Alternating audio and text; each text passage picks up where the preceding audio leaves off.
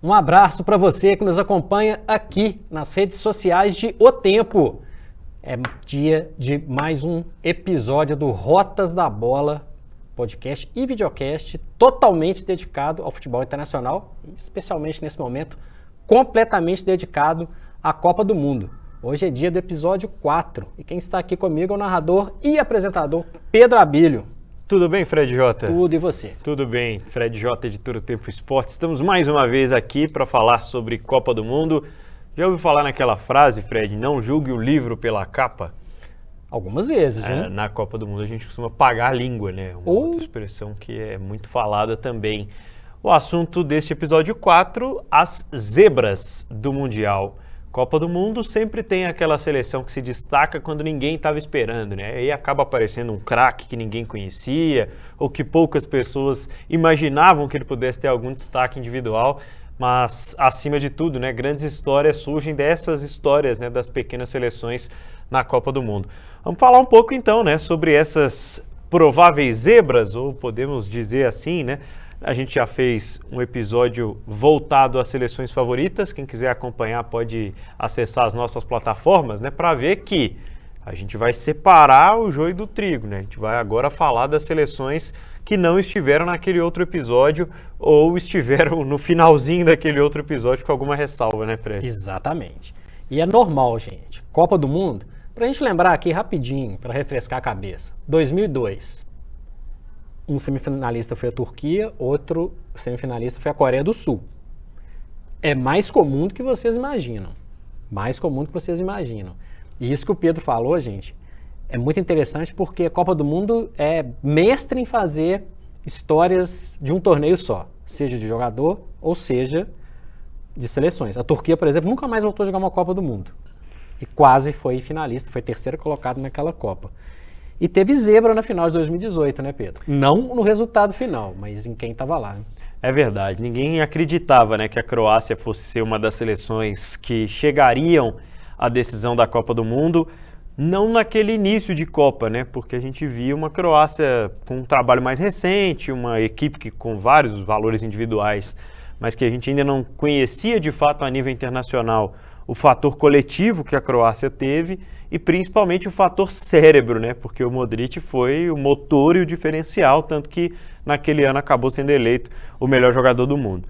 Vamos começar então por esse ponto, né, que é a Croácia na história das zebras na Copa do Mundo. Afinal de contas, se uma seleção é zebra na Copa anterior, a gente espera que ela seja no mínimo zebra na Copa seguinte, Fred. Até se estabelecer. A Croácia, voltando um pouquinho no tempo, 20 anos antes dessa final de 2018, na primeira participação da Croácia em Copa, ela já foi zebra.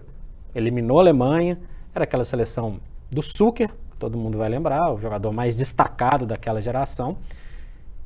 E desde então ficou aquela expectativa, o que a Croácia pode fazer? Vários jogadores habilidosos, jogadores que atuam nos grandes clubes europeus, e desde então nunca repetiu, até 2018. A diferença para o momento atual é zebra, na minha opinião, se for mais uma vez adiante.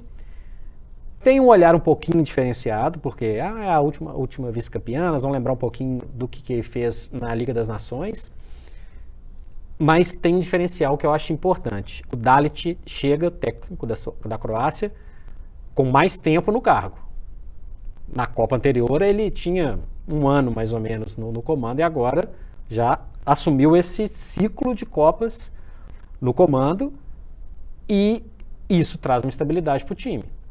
A Liga das Nações, nós vamos falar sobre isso, que o diga, né, Pedro? Eu acho que é uma zebra, mas com aquele olhar assim, beleza. Se for eliminada, se for parar na primeira fase, foi eliminada nas oitavas, ninguém vai assustar.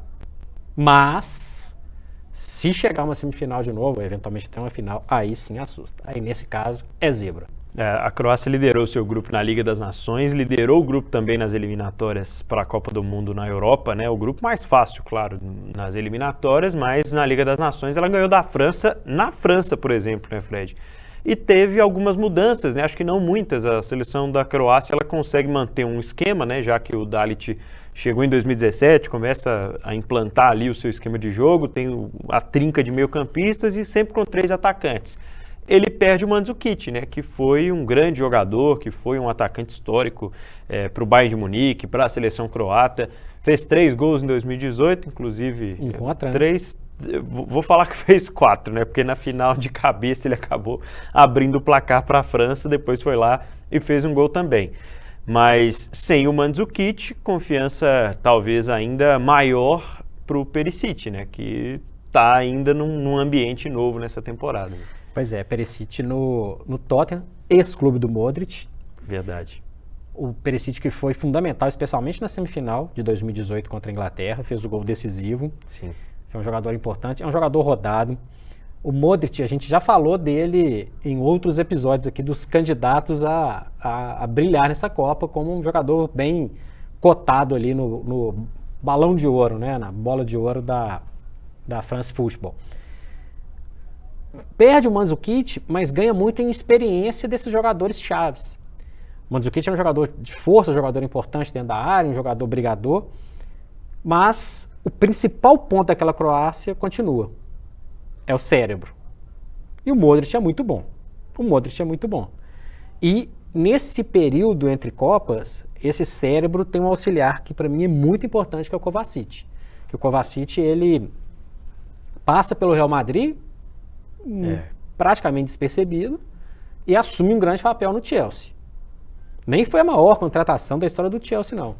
Foi, vamos dizer assim, vou falar que é um contrapeso que seria demais, mas foi como uma aposta. E a aposta que funcionou muito bem. É um motor do time do Chelsea, especialmente quando tem aquele meio de campo que tem o Kanté junto, o Kanté que está contundido, não vai para a Copa. Mas o Kovacic é um jogador muito importante. E o Perisic sai de 2018, vai já no futebol italiano, chega agora ao Tottenham e assume um papel importante num time que está tentando uma ascensão a nível continental. Exatamente o que a Croácia quer. A Croácia quer se firmar nesse meio de, olha, nós somos uma seleção que disputa competições. A gente vai entrar para brigar por título. A gente consegue fazer uma Copa do Mundo brigando pelo título. A gente vai brigar pelo título da Liga das Nações. Lembrando que além da França, a Croácia eliminou também a Dinamarca. Que nós estamos falando de zebra aí. Sim. É um candidatinho a avacalhar alguém que está no meio do caminho. Então, a expectativa que eu tenho é de uma Croácia se impondo. E essa é a chance de impor. Se em 98 ela praticamente sumiu do mapa nas outras Copas, em 2018 agora ela tem, em 2022 ela tem o quê? Que bater esse carimbo. Tem capacidade para isso. E o primeiro grupo é acessível, tá, Pedro? Bélgica, Canadá e Marrocos. Acessível, ponto. A Bélgica, na minha opinião, é mais forte, mas é um grupo acessível. Enfrentaria, na eventual oitava de final, aí sim cruza com o grupo de Alemanha ou Espanha. Que, na atual circunstância, duas seleções que ainda são incógnitas. O que eu falei no último episódio é que a Alemanha adora ser essa incógnita mesmo e brilhar, e a Espanha tem um time jovem ainda que pode ser que vingue, pode ser que não vingue. Ou seja, o cenário para a Croácia, se a gente for analisar, tem-se uma possibilidade de pensar em quartas de final. Aí já é começar a pensar em muitas combinações. Mas no momento é um cenário que é factível. Você citou a Dinamarca, e antes da gente partir para o nosso próximo assunto, abrir aqui um parênteses para a seleção dinamarquesa, até que ponto ainda existem ecos do passado em torno da seleção dinamarquesa? Para o bom e para o ruim, né? Porque eu acho que é uma seleção que hoje tem uma boa geração de jogadores, mas que ainda fica na sombra de participações históricas, porque é uma seleção de momentos ali isolados nas histórias das Copas, né? A Dinamarca, essa questão de ficar lembrando do passado, vira uma marca, por exemplo, quando a gente sempre fala da Holanda. A Holanda, blá, blá, blá. E às vezes a Holanda vem com futebol truncado, feio, poxa, mas não seguiu a tradição.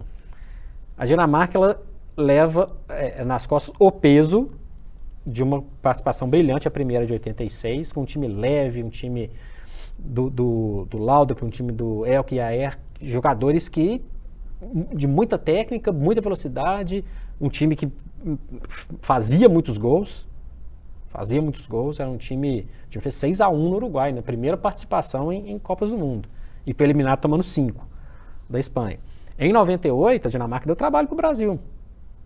Né? Tinha o Brian e o Michael Laudrup jogando em alto nível.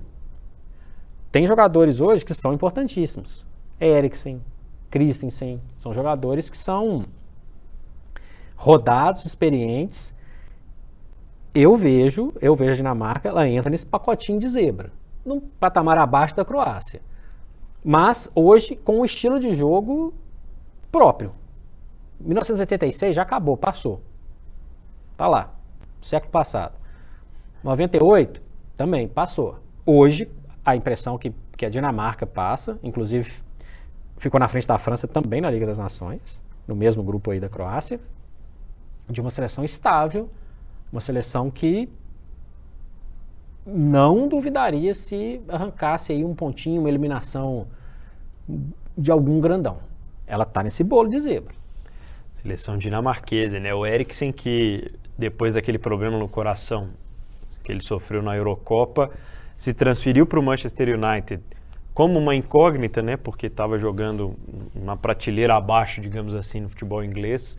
No Brentford. No Brentford, né? E a chegada no Manchester United fez o Eriksen até se reinventar, né? Como um jogador que se depara com um esquema tático que tem uma característica parecida com a dele já de titular absoluto, Bruno Fernandes. Um jogador mais adiantado, que flutua, que passa aos lados, e aí o Eriksen se torna um segundo volante muito efetivo, né? Como há muito tempo ele já não era.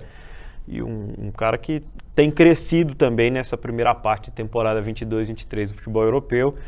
Acho que reforça aí essa condição, né, de quem sabe oitavas, quartas, alguma coisa assim para a Dinamarca, não seria muita surpresa não. Fred, vamos para nossos colegas de América do Sul, que sempre foram aquela seleção, né, de uma força também que traz ecos dos mundiais do século passado, né, de 30 e 52 títulos. Seleção do Uruguai, que não tem mais o técnico Oscar Tabares. 15 anos com o mesmo técnico na seleção, Fred. Que trouxe bons resultados, que reergueu o futebol do Uruguai. Consolidou alguns jogadores, né? Perfeitamente, e tudo isso a gente vai lembrar lá de 2010. Né? Porque o Uruguai passou perrengues. Ficou fora de várias Copas do Mundo, várias. Não jogou 82, por exemplo. Por que você está falando de 82? Porque o Uruguai era uma força, uma potência, bicampeão do mundo. Depois semifinalista em 1970, por exemplo. Então virou ali de 70 para 80 e começou uma baixa terrível.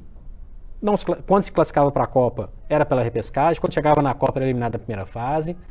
E aí, em 2010, com o comando firme do Tabares, aí brilhou o Forlán, brilhou o Soares, o Louco Abreu fez gracinha, teve vários fatores, bola de mão do Soares. Soares, antes de morder alguém, ele tirou uma bola de mão em cima da linha na Copa de 2010. E foi campeão da Copa América em 2011. Ali foi um cartão de visita. O Uruguai voltou. O Uruguai voltou a disputar. E aí tinha uma dúvida muito grande, Pedro. Quando essa turma envelhecer, o que vai acontecer? Lugano, Cavani, o próprio Soares, Muslera, que está aí até hoje, e mais uma série de jogadores. Renovou. Não só trocou o Oscar Tabares, como renovou. A gente pode falar hoje do Darwin Núñez, baita atacante, jogador do Liverpool. A gente pode falar que o Diego Alonso tem à sua disposição um jogador como o Valverde, que vai muito bem no Real Madrid, muito bem. A gente pode falar do Bentancur, muito bem no Tottenham.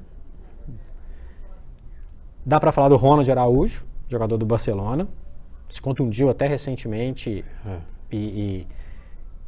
mas já tinha conquistado seu espaço no Barcelona. Arrascaeta, estabilizado, titular do Flamengo, campeão da Libertadores, campeão da Copa do Brasil, um jogador de jogo grande, né? Que, para mim, foi uma decepção na Copa de 2018. A Rússia. Não foi bem. Não. Tinha 10 nas costas, mas não foi bem. Hoje, mais maduro, mais rodado. Pode ser a Copa com o Arrascaeta no auge. Eu falei dessa turma toda e não falei do Suárez. Por quê, Fred? Porque o Suárez hoje joga, ou pelo menos jogou, num espaço de menos dificuldade para o Suárez. Ele sai do Atlético de Madrid, não se encaixa em nenhum clube europeu de ponta, volta para o futebol uruguaio, nitidamente para manter a forma. O Nacional, inclusive, leva o título uruguaio, mas o Suárez jogou contra equipes de baixíssimo nível. Futebol uruguaio, nem mesmo os grandões conseguem ter espaço continental mais.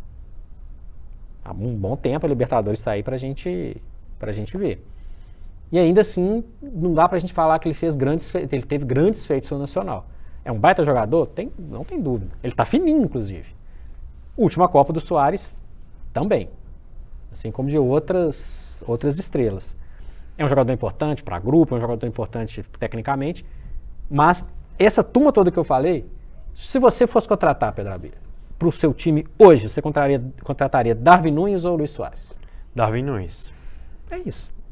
É potencial, né? É o que a gente observa muito nessa seleção do Uruguai em termos individuais. E talvez isso seja a esperança, né? De que o Uruguai vai fazer uma campanha melhor, por exemplo, do que fez na Copa América, do que fez nas próprias partidas das eliminatórias, mas uma seleção que ainda assim assusta pelo histórico, pelos jogadores a nível internacional, né? Acho que é a Copa do Mundo para o Arrascaeta mostrar se ele é ou não um jogador de nível internacional. Uma atuação destacada do Arrascaeta consolidaria a ideia de que ele ainda pode, pela idade pouca, né, de jogar num grande clube de futebol europeu. Que ainda não aconteceu porque em momentos como na Rússia em 2018 ele não aconteceu, né? Mas sobra quando tem condições físicas aqui no futebol brasileiro já há algum tempo. Jogador inteligente, de passe rápido, de boas assistências. E ninguém tá lembrando do Uruguai, né? Essa é uma grande verdade. A gente não falou do Uruguai no episódio das favoritas. Em nenhum momento citamos o Uruguai. Mas eu acho que, se a gente for contar esse ciclo de Copas, o Uruguai foi eliminado pela França em 2018, dentro do script, nada fora do normal. Não foi bem na última Copa América, mas no momento tem a seu favor os jogadores em um bom momento nos seus clubes e essa renovação. Por um desavisado que de repente estava em Marte aí nesse período, não vai ter uma zaga com Lugano e Godin não, viu, gente? Na Copa. Pois é, depois de algum tempo. Não vai ter. Nós aqui de Belo Horizonte, a gente viu o Godin de perto aqui e não funcionou. E o Uruguai tem noção disso.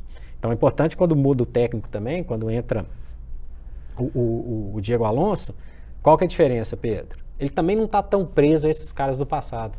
Sim. Ele não tem obrigação, entre aspas, de colocar o Godin para jogar. Não tem. Bobear nem o Suárez. E a gente falou e não falou do Cavani. Verdade. Só para lembrar aqui. Cavani que foi mal no Manchester United. Também a gente falou muito de Manchester United em vários episódios, né? É porque tem muitos jogadores que são de lá ou passaram por lá no momento ruim do clube. E como esperanças de tirar o clube desse momento ruim, porque já eram jogadores de nível internacional chegar lá, né? E não rolou. Não rolou. O Cavani não funcionou. Reserva na seleção. Um cara bacana, matador, mas ele não entra nesse pacote, não. Para o Uruguai funcionar bem, possivelmente, e para ir confirmar essa entrada dele aqui no Rotas da Bola de Zebras, Pedro, é sem essa turma, viu? Depois da controvérsia participação de 2010, com muita gente torcendo para a Gana na semifinal, inclusive, aliás, nas quartas de final, inclusive, a seleção do Uruguai foi terceira, né? Depois caiu em 2014 nas oitavas para a Colômbia e chegou às quartas de final, jogando na Rússia contra a França. Só uma coisa, lembrando, né, Pedro, que pode ter um Uruguai-Brasil nas oitavas. O grupo do Uruguai, gente, é Portugal, Coreia do Sul e Gana. Gana mais uma vez aí no... Portugal também, né? Portugal de novo, mas Gana é por causa do lance de mão do histórico 2010. Do Soares. Olha, a Coreia do Sul com o som voando é bem chatinho. Portugal é Portugal. Então, assim, esse primeiro lugar desse grupo está aberto. Então, algum desses aí pode cair na frente do time do Tite já nas oitavas. E Brasil e Uruguai não é brincadeira. São as zebras aqui no Rotas da Bola. É o Rotas da Bola na Copa do Mundo do Catar. Esse aí é craque. Caramba, joga muito. Gênio. Simplesmente gênio. Quem disse que você precisa ser craque para mandar bem em campo? Com a Estrela Bet, você joga em todos os esportes e mostra o seu talento. É fácil de jogar e todo mundo pode ganhar. Mostre que você tem estrela. Venha para a Estrela Bet. Jogou, brilhou. Muito bem, durante o Rotas da Bola anterior a gente falava, né, sobre algumas seleções que dependem dos seus craques. E nesse episódio das zebras, né, nós temos, por exemplo, seleções como Senegal e Polônia, que vão num caminho desse ciclo de Copa pela dependência de um jogador, pelo estilo de jogo que favorece um atleta, por participações como a histórica de Senegal e como foi construído, inclusive, né, contra o Egito do Salah nesse ciclo de Copa do Mundo lá na África, mas um Sadio Mané que não sabemos a condição física em termos de um jogador que pode carregar a seleção, poderia carregar a seleção nas costas, e o Robert Lewandowski, que chega ao Barcelona e não encontra no Barça todo o aparato que ele tinha, taticamente, individualmente, quando jogava no Bayern de Munique. Até que ponto, Fred, você acha que Senegal sem Mané, Polônia dependendo tanto do Lewandowski, podem funcionar e podem ser zebras nessa Copa do Mundo? Vamos começar pelo Lewandowski. Inclusive eles trocaram de clube, né? Lewandowski e Mané. O Mané chega no Bayern de Munique todo organizadinho e funcionando, e eu repito mais uma vez, o campeonato de um time só é muito mais fácil se adequar. O Bayern é muito melhor do que os demais times da Alemanha, e o Lewandowski chega numa equipe em construção. Eu tinha postado muito minhas fichas em 2018 no Lewandowski. Imaginei que, até pelo grupo da Polônia era muito tranquilo, o Lewandowski ia carregar a Polônia nas costas e ia brilhar, ia ser de repente até artilheiro da Copa, enfim. Não rolou, né? Não rolou, e, aliás, muito pelo contrário, dei com os burros na água e, enfim. Hoje, mais envelhecido, mais experiente, beleza, mas assim, o que eu avalio? Esse período entre Copas da Polônia com o Lewandowski também não foi nenhuma maravilha. Sim. A Polônia não fez nada de destaque. Lewandowski foi 2 vezes o melhor jogador do mundo. E nem assim funcionou. Então hoje, eu não colocaria a Polônia com alguma chance. Pode ter o brilho do Lewandowski em jogos específicos, mas quando a gente amplia o espectro assim, Pedro, eu penso, não rolou. Não rolou, o resto do time não está no mesmo patamar. A vantagem em relação a 2018 é que agora ele chega no meio de temporada, ou seja, fisicamente pode estar melhor, mas não pega. Então, assim, ela é, na minha opinião, sem chance. Senegal com Mané, um time capaz de surpreender, um time capaz de encarar, um time capaz de avançar de fase, de tomar um ponto aqui, um ponto ali, e ser, antes da Copa, para mim, melhor seleção africana, ponto. Durante a Copa a gente vai ver. Sem Mané, fica um time comum. Tem vários jogadores experientes, Koulibaly, Mendy, jogadores com rodagem na Europa, que também podem fazer do time de Senegal um time para avançar de fase. E aí sim seria uma zebra se seguir um pouco mais. Então é um cenário com Mané, que é uma zebra, mas que a gente entende que pode acontecer. Sem Mané é uma zebra. Mas perde muito quando não tem Mané. Perde muito porque é referência. E esses jogadores, você lembrou o Salah, que é uma grande ausência dessa Copa. O Salah era a referência do Egito em 2018 e fez uma Copa péssima. Então, às vezes, a gente concentra uma expectativa em alguns jogadores e nem sempre rola. Então, eu vou nessa. Com o Mané, o Senegal, você tem aquela expectativa. Sem o Mané, é um time comum com alguns bons jogadores que poderiam funcionar. Muito bem, se a gente listou aqui no episódio das favoritas aquelas seleções que são as candidatas, né? Eu propus a gente fazer juntos aqui uma lista, né, com as seleções candidatas à zebra. A gente já citou algumas, mas podemos fugir dessas que a gente especificou também, claro, e justificar o voto, viu, Fred Jota? Você quer começar? Palpitômetro? É. A partir da primeira? A partir da primeira. A primeira zebrona para mim é a Bélgica.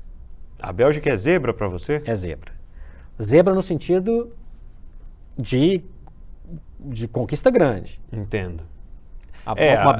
Uma Bélgica finalista para mim é zebra. Uma Bélgica finalista, sim. Então estou justificando meu voto aqui. A Bélgica finalista. Bélgica finalista. É a primeira aqui do nosso ranking do Rotas da Bola. Porque a Bélgica classificar para a segunda fase não é zebra. É. A Bélgica classificar para as quartas pode não ser zebra. A Bélgica fazendo uma semifinal eficiente, chegando à final, para mim é zebra. E querendo ou não, tem muita gente que não gosta, né? Eu entendo, mas voltar a 2018, a forma como o Brasil foi eliminado para a Bélgica, a gente repercute muito o nosso lado aqui, né? Os erros do Tite, os erros táticos, quem errou na marcação no meio-campo, no gol, enfim. Mas para os jogadores da Bélgica, muitos deles jovens jogadores da Bélgica, que estarão de novo numa Copa do Mundo esse ano, vencer o Brasil da forma como aconteceu, né, de uma forma inapelável, a Bélgica jogando mais bola que o Brasil, isso conta muito pro outro ano também, né? Demais, chega com moral lá no alto. E chega com o De Bruyne, chega com o Courtois. Pois é. Sabe? Entre outros jogadores. Então, a Bélgica, finalista para mim, é uma zebra, uma Croácia de 2018, para tentar fazer um equilíbrio aqui. A Croácia estaria nessa lista? Um pouquinho depois, mas ela está entre os 5. Entendi. Na segunda posição, quem é que a gente vai colocar aqui? Na minha avaliação, Espanha. A Espanha? Espanha. Porque se você perguntar assim no geral, quais são os grandes jogadores da Espanha hoje? A gente até fazia esse exercício anteriormente, né? Não tem, é uma seleção que vem como uma nova proposta, né? Pois é. É difícil até para quem está acompanhando a gente falar, escala a Espanha rapidinho. Nossa. Você não vai escalar igual você escalava em 2010, 2014. Xavi, Iniesta, Xabi Alonso, Davi Villa, Casillas, enfim, Piqué. Esse período acabou. Mas a Espanha tem um time jovem e um time que tem zero obrigação nessa Copa. Zero. Zero obrigação. Não tem que fazer nada. Até por isso também, né? Mas tá no grupo ali com a Alemanha.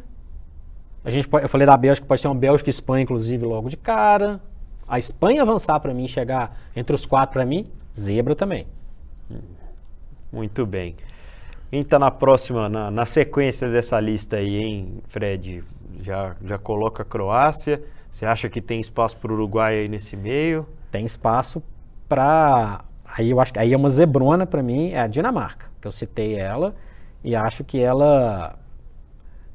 A Dinamarca avançar muito, para mim, é uma zebra danada. A baita zebra. Porque ela é mais limitada do que esses que eu citei aqui. Mas ainda assim, uma seleção que tem bom comportamento no ciclo de 2018 para cá, das competições internacionais, né? Mas se a gente for fazer um bolão rapidinho aqui, não vai estar na semifinal de ninguém. Por isso é zebra. Verdade. Seleção dinamarquesa. E como é que a gente completa essa lista, então, Fred Jota? Croácia e Uruguai. Nessa ordem? Nessa ordem. Croácia, quarta, pelo histórico, é uma zebra pelo atual momento, que não traz aquela expectativa de uma grande Copa do Mundo, porém, vou fazer a mesma pergunta. Vamos juntar aqui 20 pessoas aqui. A Croácia não vai estar na semifinal de ninguém que fizer um bolão. Uruguai, a mesma coisa pelos fatores que a gente falou. Então tem esses 5 aqui. Eu ia fazer uma menção honrosa a Portugal. Portugal eu citei como uma menção honrosa também numa possível zebra favorita, mas Portugal ir muito longe também, não deixe de ser uma surpresa. Só para ficar no 5, mais um para que fica assim, será? A Copa do Mundo em aberto no nosso Rotas da Bola também. Uma Bélgica finalista, Espanha, Dinamarca, Croácia e Uruguai, com 4 seleções europeias, né? E o Uruguai representante sul-americano. Nós temos aqui a nossa lista do Rotas da Bola para as principais zebras, ou principais candidatas a zebras na Copa do Mundo do Catar 2022. Não é isso, Fred? É isso. Terminamos aqui nosso 4º episódio, né, Pedro? Muita coisa vai vir ainda, muita coisa. E acompanhe o Rotas da Bola aonde, Pedro? otempo.com.br, acesse aí o nosso portal, você pode ouvir o Rotas da Bola também no podcast, no seu agregador de preferência e acompanhar em vídeo Rotas no youtube.com/otempo. Até mais, Fred. Abraço. Cobertura da Copa O Tempo Esportes. Oferecimento estrelabet.com. Apostou, ganhou. Apoio Iveco Deva e Atacadão das Tintas. É tinta, o Atacadão resolve.